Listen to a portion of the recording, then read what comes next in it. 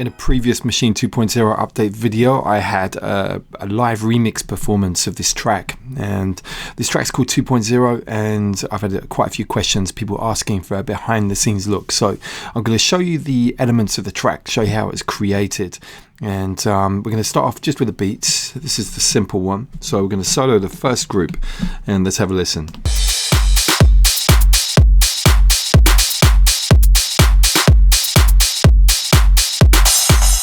So the programming is here, okay? These are Maschine library sounds, and let's take a look. I'm just going to push tab here. I'm going to focus on the software for a bit, and you can see here, there's the first kick drum. There is a clap, closed hat, open hat, snare, crash, and that's pretty much it. You can see the settings that I've got here on these. I didn't really do too much with that. Adjusted the sample start position here on the closed hat. The open hat is as it is. Snare. Now I remember doing something with this, so I'm just going to take a look. Let's firstly take a look at the engine. So you can see here we've got the S1200, so that's the EMU engine. So the EMU SP1200 was a classic drum machine, had a real grainy texture to it, so that was a little change on there. Moving over here, just looking if there's anything else I did right. The compressor, so you can see the settings here. So compression 32.1% drive. These are characteristics that are really adding some flavor. I'll tell you what I'm going to do. I'm going to take it back, so off. Just going to try and memorize the amounts here. So you can really hear that there's a little bit of an edge coming from that. The sample rate reduction, 32.9K. Let's take it back to normal.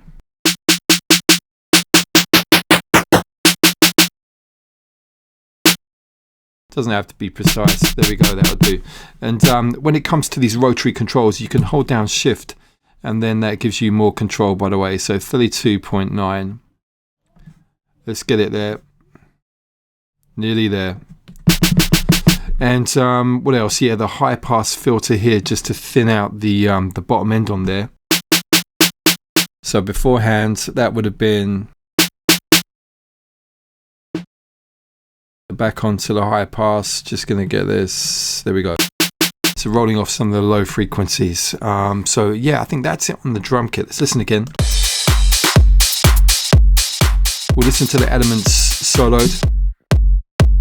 There's the kick, clap,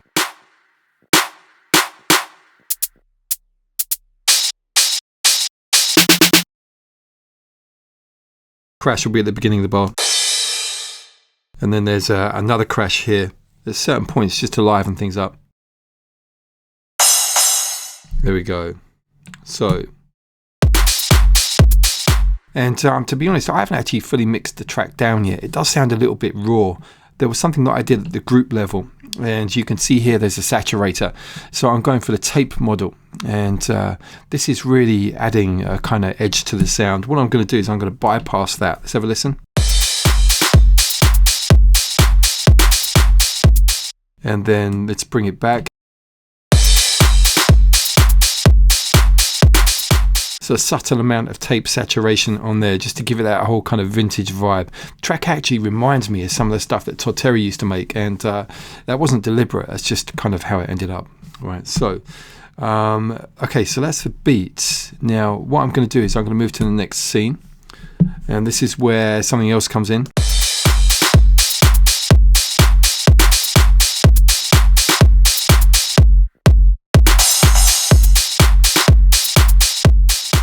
And I'm just thinking to myself, have I got something muted here? Just checking. There we go. Right, here we go. Yeah, so you can hear some percussion actually. I'm just trying to remember, where did I put this on? This was on, it was actually probably the second batch. Okay, so percussion. Yeah, here we go. So just a little wood block with some reverb on there,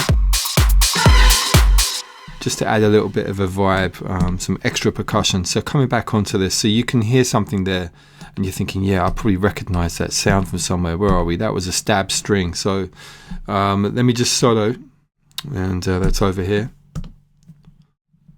Let me just make sure we can see this. Now you might recognize that. I'm not going to say where it comes from. So hopefully I'm not going to get in trouble for that. It's just a little tiny section of something, just for a bit of a vibe. I'm not even sure if I'm going to release this track on the grounds of this, but I tried to take it out and it sounded nowhere near as lively. And you can see on the software here we've got the beat delay, and that's adding a nice kind of extra kind of echo there. Beat delay is currently on the hardware here, so let me just take that off. We're going to bypass. It's actually quite nice like that. So I could have left it like that, but it's let me just remind myself, did I turn it off? Yeah, take bypass off. What else do we have? Next scene, we've got a bass coming in. So there's 2 layers of the bass. You've got a mid layer and then a sub layer.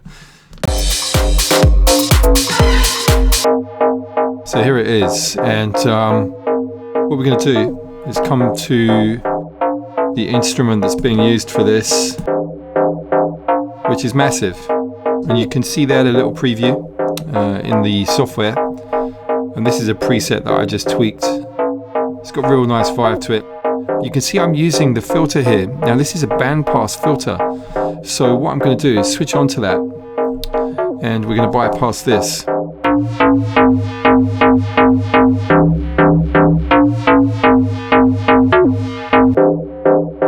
So the original sound was really great, really lively, but I felt like it was lacking some bass. Also a little bit too bright given the high frequency energy elements in the rest of the track. So that's why I put the bandpass on. And this is working together with the sub bass. So what I'm going to do is I'm just going to bring that in, and we can listen to the 2 together. Let me just check something. Not seeing any level there for the sub. What have I done? Let me just check something here. Seems to be going there. You know what it is? It's the scene. Okay, so we need to go to the next scene. That's where the sub bass was coming in. There we go. So let me just mute the mid bass. And you can see there that that's massive again. The solid bus compressor is being used just to tame it a little bit here. Well, not a little bit, it's quite a lot. It's about -7 dBs reduction. So that's just to keep it in check. So the 2 work together there.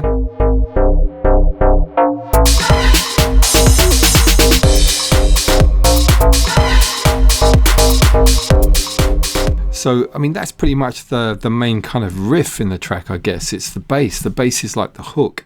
And let's have a look. What's the next scene? So I'm just kind of building it up. Oh, it's a breakdown. In fact, building it up. I'll go straight into the breakdown. That's funny. So yeah, stripping the elements down. So nothing new here. Scene, onto the next one.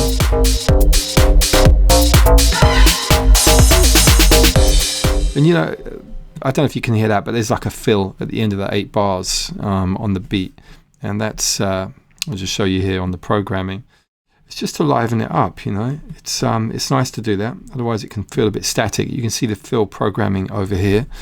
Let's move to the next scene.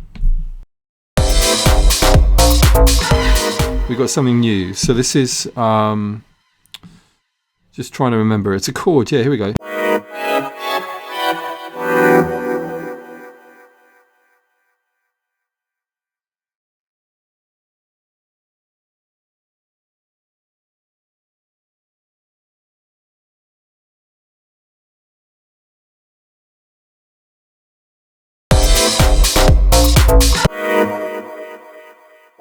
Have I got some effects?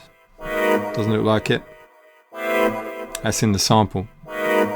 So the echo you're hearing there is in the actual sample. Envelope looks like it's been adjusted. I can't remember doing that. I probably did. There we go. So you can see I'm slowing the attack there. 447. That's what it was first. It's actually quite nice like that too. But I was going for a little bit more subdued vibe. Just use that shift control. Here we go. Right, moving onwards. What else did I have?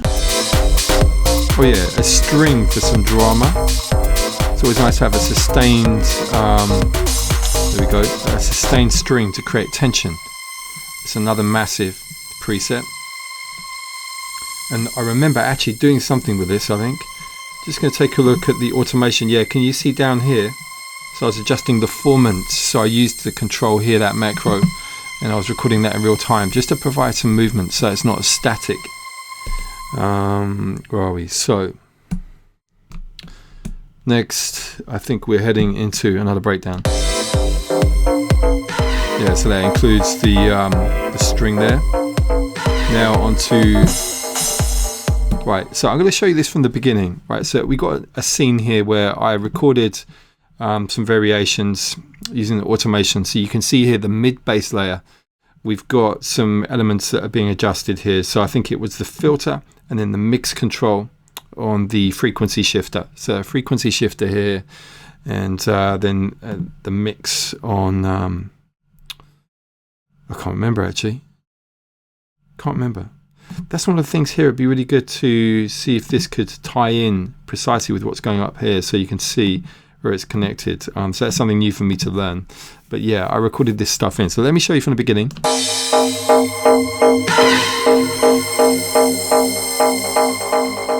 So there's the frequency shifter. And this is another thing for native instruments. So NI, if you're listening to this, it'd be great to see these numbers change when the automation on the actual software is changing those as parameters. So I'd love to see that. At the moment, this doesn't match up. There may be a way to turn that on. I haven't found it. So back again.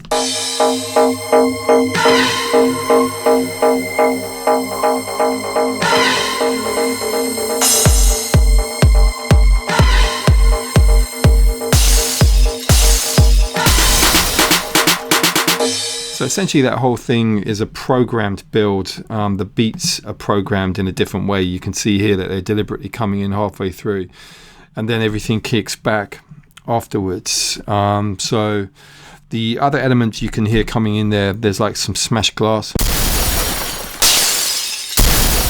So just sound effects that I've put in there, and then we're back in afterwards. So that's pretty much it, a deconstruction. On the master, we've got the solid bus compressor. Let's just take it to one of those busy sections.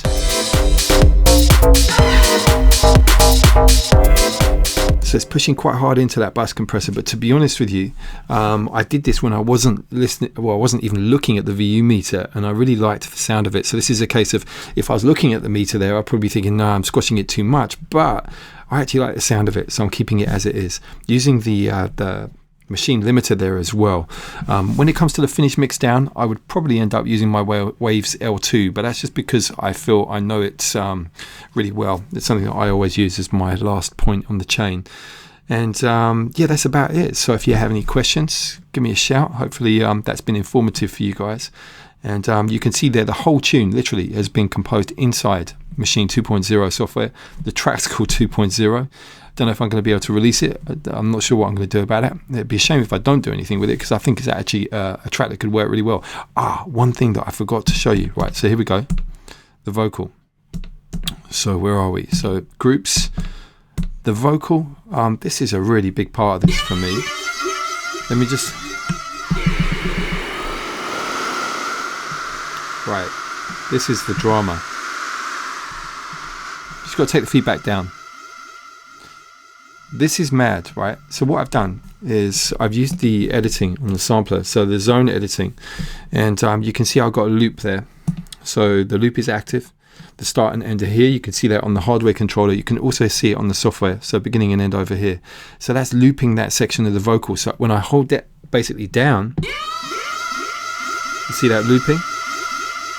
So it's infinitely sustaining as long as I hold it down. And then the other thing about this is basically the flanger. So I was telling you guys about this before. The flanger is deliberately at 100% feedback, and then all I was doing was adjusting the frequency. So this is a really mad, crazy effect.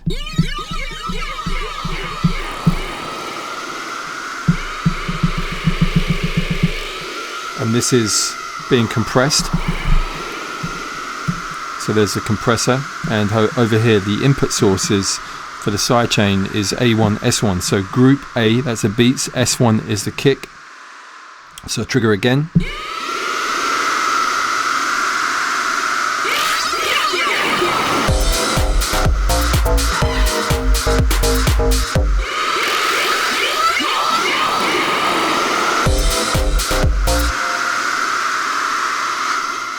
crazy effect, but sounds amazing. Loads of drama.